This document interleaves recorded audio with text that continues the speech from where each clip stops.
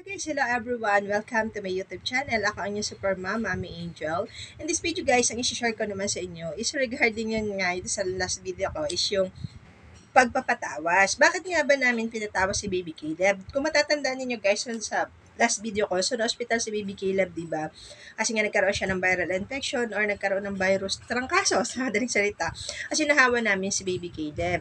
Ngayon guys, during nung nilalagnat siya guys, siguro sa sobrang taas ng lagnat siya, naghahallucination siya, na kung ano yung sinasabi niya na kesyom, takot ako, ayaw ko, ayaw ko. As in, nag-hysterical talaga siya, at sobra talaga, grabe. Tapos nung sinusuotan ko siya ng rosary, ginaganon-ganon niya yung rosary. So guys, natakot ako, but parang sa akin, isinisip ko muna is dala lang siguro yun na sobrang taas ng lagnat. But guys, nung nakauwi na kami dito sa bahay, galing sa hospital, is hindi na siya masyado nilalagnat guys, but parang napansin ko is ganun pa rin. Tuwing gigising siya at ayaw niya tuwing gigising siya, kailangan may kasama siya. Pag wala siyang kasama or nandun ka rin, kahit kasama ka pa niya, gumigising siya, takot na takot siya guys, nanginginig siya, tumatakbo siya, sabi niya, alis daw kami doon, babangbengin daw namin yung ayaw daw niya sumama, yung something na ganun guys. So, natakot ako guys. So, siyempre, sa isip natin, galing ospital, pero okay naman lahat ng test, and then, bakit gano'n? So, natakot tayo guys talaga. So, ginawa natin guys is pinatawas natin si Baby Caleb.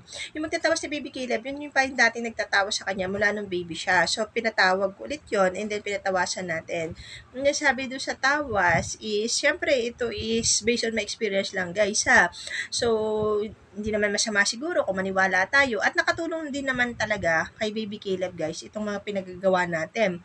Is napapaglaruan daw si Baby Caleb ng mga duwende. O kasi sa tingin ko nga kasi guys, kasi si Baby Caleb sobrang ingay, sobrang tawang-tawa, siguro natuwa at gusto makipaglaro sa kanya. But yung mga yon guys, hindi dito sa bahay namin. Nakuha niya sa labas, so napapunta lang dito. So ang ginawa namin guys, kasi sabi nung magtatawas is mag-insenso kami. So everyday nag-insenso kami for 1 week. Kahit hindi Biyernes, Martes, basta araw-araw nag-insenso kami guys, mula taas pa baba hanggang palabas. Then nagsasabi din kami ng asin sa harapan namin. Sabi kasi nila, mabisa din daw yung pangtanggal ng mga bad spirit, ganon. And then, ginawa namin ng pangkontra si Baby Caleb. So, nagawa kami ng improvise na pangkontra. Si Habi ang nagawa nun. So, hindi ko na iisa-isa inyo kasi siya yung nagawa. Basta yung pula na yun, tapos sinasabit lang namin sa kanya. May mga nabibili naman na ganun guys, pero kami, nagawa lang kami ng sarili namin gawa, naturo lang din sa asawa ko ng kanyang mga tiyahin doon sa probinsya sa Marinduque. So, guys, hindi naman masama dahil nakatulong ang lahat ng yun. After siguro mga 3 days, hindi na nagganong-ganon si Baby Caleb at himbing na siyang matutulog. And then guys, may isa pa pala akong ginawa, yung ting-ting. Yung ting-ting, yung pangwalis guys, nilalagyan ko siya doon sa ilalim ng higaan niya. Kasi naalala ko din dati noon yung panganay kong anak is ganun din, napagkatubuan din ng mga maliliit na tao. So, yun nga din ang pinagawa sa akin, lagyan ko daw ng ting-ting. O sa awa naman ni God guys is nawala yung mga ganong scenario ni Baby Caleb. And then, kahit ngayon, every Friday at saka Tuesday, nag-iinsenso pa rin kami. And then, nagsasaboy pa rin kami ng asin sa harapan ng bahay namin.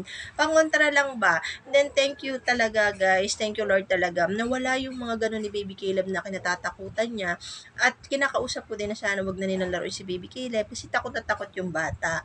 Ayan, guys, kung may katanungan kayo sa share ko ng video sa inyo ngayon, ito ay based sa experience ko at talagang ito yung mga pangontra na effective talaga sa mga ganun-ganun guys. So, napaka-effective talaga guys. Nasawa naman ng Diyos ngayon guys, si Baby Caleb ay okay na. But sa gabi, hindi pa rin kami nagpapatay ng ilaw. Kasi gusto niya lagi may ilaw. Kasi siguro may phobia pa rin siya at may takot pa rin siya. So once again, ako ang yung super mom, Mommy Angel, always saying do our best and God will do the rest. Thank you for watching guys. See you in my next vlog. Bye!